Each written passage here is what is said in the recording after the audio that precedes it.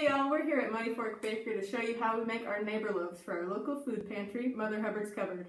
First step is to play some music, and it's been proven that bread tastes better when the dough listens to Dolly Parton. Actually, first step is... Would you please go wash your hands?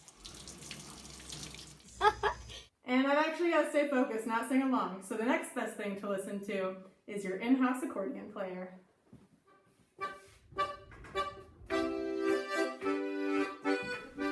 Now we really get rolling, milling whole organic Glen wheat from Janie's farm in Illinois. It's grown with regenerative practices, meaning it's good for both your physical and metaphorical heart.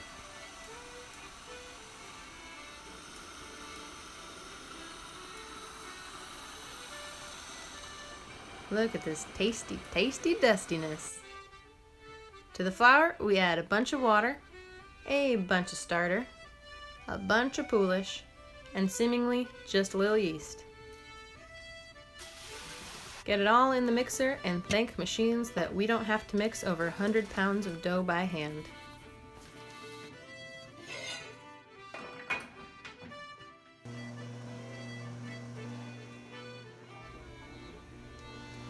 After mixing it all up, we wait a half hour, scrape down any dry spots, and now add the salt.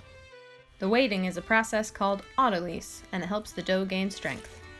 And that strength, to make a tall, firm loaf with a lovely texture, comes from protein development.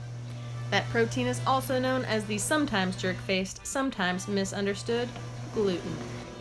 You can see it forming in these lovely strands. Wrangling a bowl of dough that weighs more than the baker is an embarrassing sight.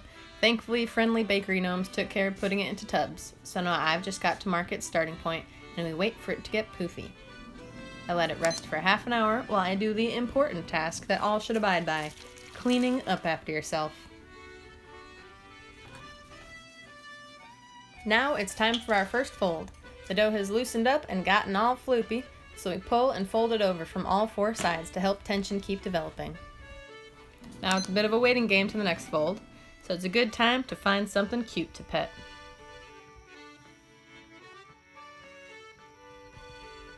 When time's up, wash your hands, fold again, and then admire that nice gluten development. Next break, have a cookie. Just kidding, eat some bread. Bread is life. Then wash your hands. And you know the folding drill, but the dough is getting close to ready, so here's where I find every pan I can and then some to prep for shaping.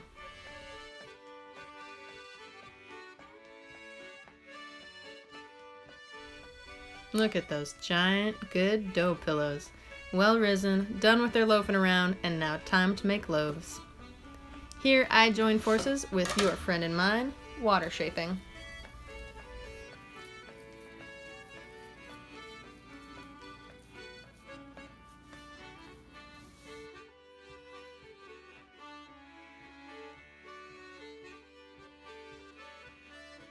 And boom.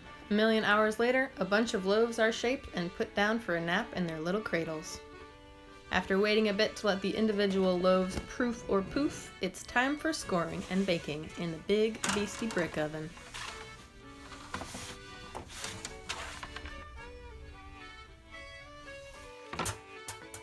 Now starts the waiting game again. Go eat some more bread.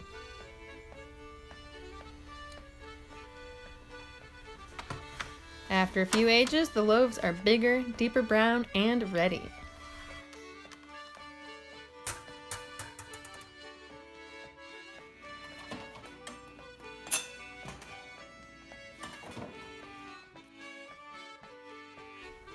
After depanning onto cooling racks, wipe out the baking pans, take off the giant mittens, and then take a look at these cute new babes.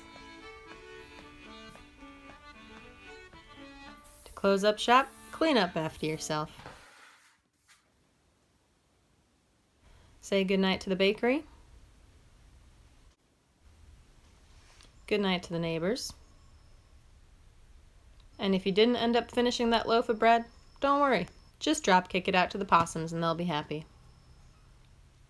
The loaves spend the night alone in the bakery to fully cool, and in the morning they'll be bagged up and delivered to the food pantry, making it to someone's dinner plate within the day. All thanks to our sponsors.